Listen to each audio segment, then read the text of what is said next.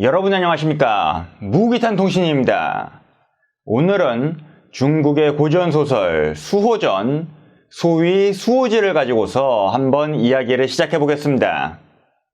이 수호전은 중국의 4대 기서라고 불리는 고전소설의 하나로서 그 중국 송나라 휘종 때 산동의 양산박이라고 하는 그 산체에서 활약했었던 호걸 108명의 이야기를 그린 작품입니다. 오늘날까지 정말 많은 중국인들에게 큰 사랑을 받고 있는 작품이고, 특히 중국 공산당과 그 지도자였던 모택동의 손꼽히는 애독서로 알려져 있는 작품입니다. 아무래도 그 내용이 인생 벼랑 끝으로 몰린 평범한 인간들이 그 봉건 질서와 체제 모순에 저항하고 투쟁하는 그런 내용이기 때문에 좀 그런 부분이 있는 것 같습니다. 이 같은 고전소설인 삼국지 연의가 어떤 그 엘리트들의 치열한 권력 다툼, 이 패권을 주기 위한 어떤 그런 거창한 싸움을 다루었다면은 이 수호전의 경우에는 살인자, 도둑놈, 사기꾼, 역적 이런 인생들이 서로 의협으로 뭉쳐서 어떻게 해서든지 살아보려고, 어떻게 해서든지 평범한 인생을 그토록이나 살고 싶어서 애를 쓰는 그런 내용이기 때문에 이 중국의 대중들에게는 더 큰 공감대가 있는 그런 인간미 넘치는 소설입니다. 이 수호전에 등장하는 호걸이 108명입니다. 그래서 그 전체적인 흐름을 보면은 이 각자 사연이 있는 108명의 호걸들이 나중에 다 모여서 집단으로 회개하고 갱생하는 그런 구성입니다. 가장 인기 있는 호걸들을 보면은 80만 금군의 봉술사범이었던 표자두 임충, 쌈박질 잘하는 가짜땡중 화화상 노지심, 불같은 성격으로 다 때려 부시는 흑선풍 이규, 그리고 경양강에서 맨손으로 호랑이를 때려잡은 무송, 이런 호걸들이 있습니다. 그리고 인기는 별로 없지만 이 108호걸들의 제일 맏형이자 양산박의 두령이었던 송강이라는 인물이 있습니다.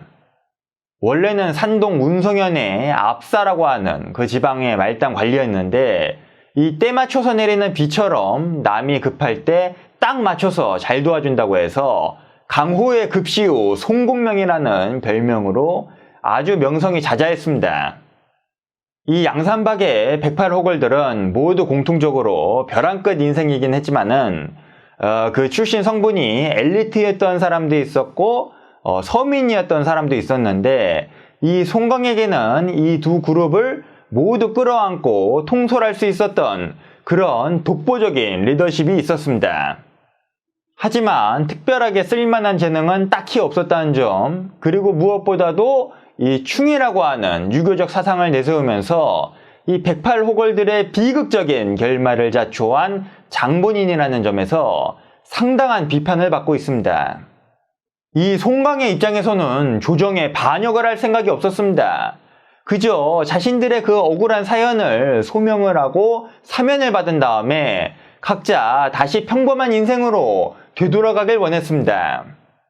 그래서 조정에 귀순을 하고 저 북쪽의 오랑캐였던 요나라라든지 아니면 반란군이었던 전호, 왕경, 박납 이런 조정의 적들을 진압하는데 피 흘리면서 앞장서기도 하죠. 하지만 결과적으로 조정에서는 이 위협적이었던 양산박 호걸들을 절대로 가만히 놔두지 않았고, 이 송강을 비롯한 많은 호걸들이 독살되던지 해가지고서 제거되게 됩니다. 물론 이 양산박에서도 송강에 반대하는 의견들이 많았습니다. 특히 간신이었던 고구와 채경에 의해서 인생이 박살났던 호걸들, 대표적으로 임충의 경우에는 이 고구를 잡아 죽일 수 있는 그런 상황이 되었음에도 이 조정에 반역을 하지 말자는 송강 때문에 속에서 화병이 나가지고서 죽습니다. 이 송강을 강아지 마냥 쫓아다니면서 따르던 이규도 끝장을 보게 아예 엎어버리자는 그런 주장을 하지만은 이 송강이 다그치면서 말리죠. 결국 마지막에 이 송강은 조정에서 온 칙사가 내려준 독주를 망설이다가 받아 마시게 됩니다. 서서히 온몸에 독이 퍼지는데 이 자기가 독살당했다는 걸 알면 그 불같은 성격의 이규가 난리를 칠 것을 걱정을 해가지고서 조용히 자기 방으로 불러내죠. 그래서 저로 황제께서 내려주신 독주라네 라고 하니까 이 이규가 예상 밖으로 너무나도 담담하게 형님이 안 계시면 저는 더 안 살래요. 이건 제가 다 마실게요 라고 하고서 많이 마셔야 빨리 죽는다고 그 독주를 병째로 들고서 원샷을 해버립니다. 이 대목에서 어린 소년이었던 제가 얼마나 울었는지 모릅니다. 중국 공산당을 이끌었던 모택동은 어렸을 때부터 최고의 독서 중에 하나가 바로 이 수호전이었습니다. 모택동뿐만 아니라 대부분의 중국인들이 마찬가지입니다. 이 수호전의 다양하고 노골적인 인간 군상을 살펴보면서 자기 인생을 살아가는데 용기와 위로를 얻고 나름대로 지침으로 삼은 것이죠. 특히 인생 자체가 투쟁이었던 이 모택동에게 있어서는 송강과 이규의 이야기가 남다른 깨달음을 주었을 겁니다. 그 피도 눈물도 없는 살벌한 투쟁의 세계에서 끊임없이 두드려 패야 살아남지 적당히 중간에서 멈추는 그런 해피엔딩을 불신하게 된 겁니다. 그래서 특히 거침없이 두려움 없이 수틀렸다 싶으면 다 때려 부시는 이규가 모택동을 비롯해서 많은 중국인들의 페르소나가 된 것이죠. 이 모택동의 투쟁의 인생에서 가장 그 정점을 찍은 것이 바로 그 유명한 문화대혁명입니다. 이 대약진 운동 같은 모택동이 주도한 정책들이 실패라니까 유속이라든지 등소평이라든지 이런 수정주의 주자파들이 모택동에게 위협적인 존재가 됩니다. 그래서 한판 엎어치기 승부수로 대중을 선동해가지고서 극단적으로 싸그리 두드려 잡은 것이 바로 문화대혁명입니다. 이 광기가 모택동이 죽을 때까지 계속됐는데 나중에는 소위 비림비공이라고 해가지고서 이인자였던 인표를 제거하기 위해서 전통문화였던 공자랑 엮어가지고 이 대대적인 전통 파괴로까지 번지게 됩니다. 그러면 모택동이 왜 이런 일을 벌였느냐? 투쟁을 멈추고 물러서면 자기가 죽는다는 것을 확신을 했던 것입니다.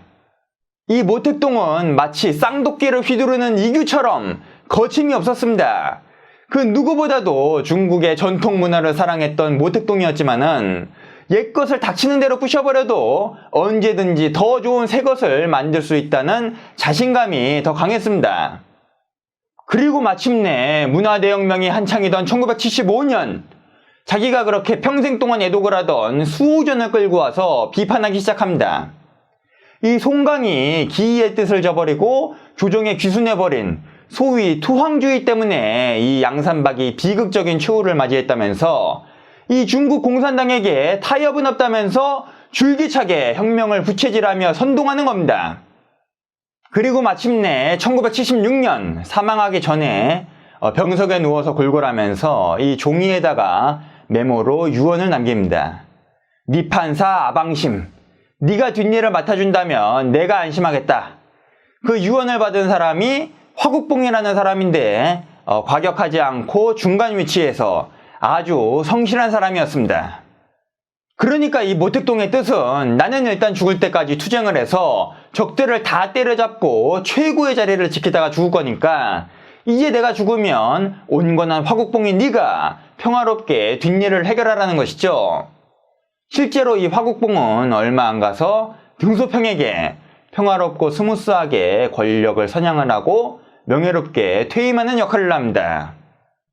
지금까지 모택동의 투쟁의 인생을 이해하는 핵심의 단서로서 고전소설 수호전을 이야기해보았습니다.